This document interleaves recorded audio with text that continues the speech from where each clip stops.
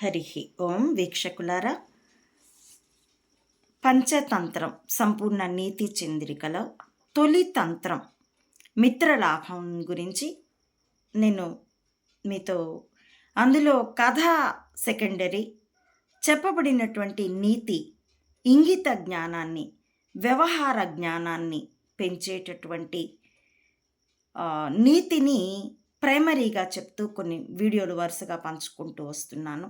అందులో కొనసాగిస్తున్నానండి. గత వీడియోలో వలతో సహా పావురాలన్నీ చిత్రగ్రీవుడు అనేటటువంటి అంటే విచిత్రమైన గ్రీవం మెడ కలిగిన వాడు, ఎంత సెన్సిబుల్గా ఉంటాయండి ఈ కథల్లో పేర్లు కూడాను.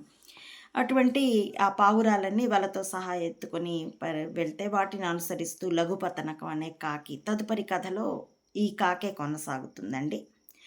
ఇవి వెళ్తూ ఉండగా వేటగాడు వెంటబడి ఇక నిస్సహాయుడై వెనక్కి తిరిగిపోగా ఇవి పావురాలన్నీ ఇప్పుడు ఏం చేద్దాం అంటే చిత్రగిరీవుడు ఏం చెప్పబోతున్నాడు అన్న దాని దగ్గర గతపు వీడియో ఆపాను, ఇప్పుడు కొనసాగిస్తున్నానండి.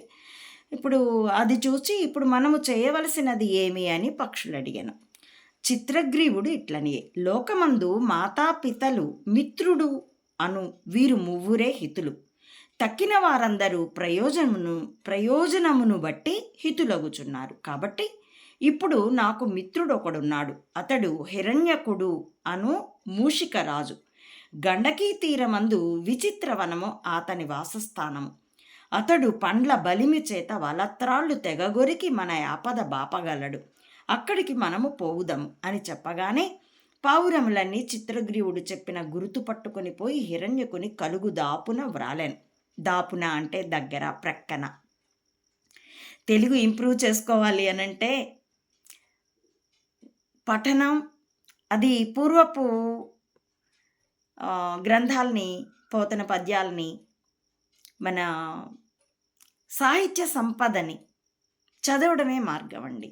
కాబట్టి ఇక్కడ కలుగు దాపున వాలెను, ఎంత చక్కని మాట. అప్పుడు హిరణ్యకుడు కపోతములు రాలిన సద్దు విని భయపడి కలుగులో మెదలకుండెను. అనంతరము చిత్రగ్రీవుడు కలుపుదాపు చేరి ఎలుగెత్తి ఇట్లనియే, ఓ చెలికాడా, ఏల మాతో మాటలాడవు అనగానే హిరణ్యకుడు ఆ మాట సవ్వడిబట్టి శీఘ్రముగా లాగా వెలిపలికి వచ్చి ఇట్లనియే. చూడండి, ఒక చోట కలుగు అని వాడారు, ఇక్కడ లాగా పర్యాయ పదాలు. అలాగే ఇంతకుముందు సద్దు, ఇప్పుడు సవ్వడి, శబ్దము అన్నదానికి, ధ్వని అన్నదానికి. ఇప్పుడు వివరణ చూద్దామండి.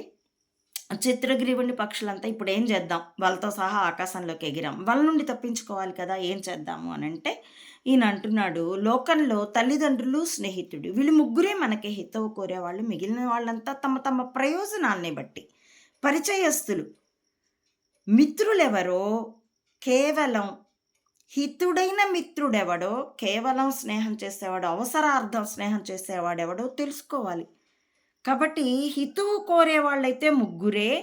కాబట్టి ఇప్పుడు నాకు మిత్రుడు ఉన్నాడు, హిరణ్యకుడు అతని పేరు.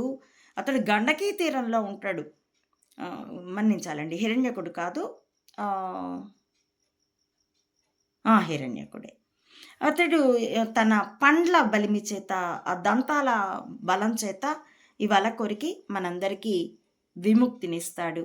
అక్కడికి వెళ్దాము అంటే అతడు చెప్పిన గైడెన్స్, గురుతులు పట్టుకొని, అంటే మ్యాప్ చూసుకున్నట్టుగా అన్నమాట, సైన్ బోర్డ్స్ చూసుకున్నట్టుగా ఆ గుర్తులు పట్టుకొని ఆకాశంలో. అందుకే పక్షులు చూడండి ఇలా వి షేప్లో వెళ్తాయి. ముందు ఒక పక్షి ఉంటుంది, దానికి ఎక్కువ కామన్ సెన్స్, ఇంగిత జ్ఞానం, ప్రాకృతిక జ్ఞానం ఉంటుందన్నమాట. అది ఏ డైరెక్షన్లో వెళ్తున్నాము, గాలి వాటును బట్టి తక్కువ శక్తితో ఎంతసేపు ఎగరగలం, ఎక్కడ విశ్రాంతి తీసుకోగలం, గమ్యం ఏమిటి, అది గైడ్ చేస్తుంది, దాన్ని అనుసరిస్తాయి. అంటే ఆ పక్షుల గుంపుకి అది గురువు. కానీ ఇప్పుడు సమాజం అయితే దిశని చూపించే గురువుని పట్టించుకోవడం మానేసింది. మంత్రమహిమలు, జోస్యాలు చెప్పే గురువుల్ని పట్టించుకుంటోంది. ఇక్కడ అలాంటి లీడ్ అన్నమాట చిత్రగ్రీవుడు. కాబట్టి ఇతడు చెప్పిన గుర్తులు పట్టుకొని వెళ్ళారు ఆ పావురాలన్నీ. అక్కడికి వెళ్ళేసి ఆ కలుగు దాపున కలుగు ప్రక్కన వాలితే ఆ చప్పుడు విని అది హిరణ్యకుడు అందున ఆ ఎలుక అది భయపడినప్పుడల్లా కలుగులో దూరిపోతుంది. అది కలుగులో దూరి చప్పుడేం చేయకుండా గమ్మునుంది. అప్పుడు ఈ చిత్రగ్రీవుడు గట్టిగా గొంతుతో ఎలుగెత్తి కంఠం ఎక్కువ శబ్దం వచ్చేటట్టుగా ఎలుగెత్తి, "ఓ చెలికాడా, ఓ స్నేహితుడా, ఎందుకు నాతో మాట్లాడవు?" అనంటే అప్పుడు ఇతడికి ఆ గొంతుని బట్టి అర్థమైంది.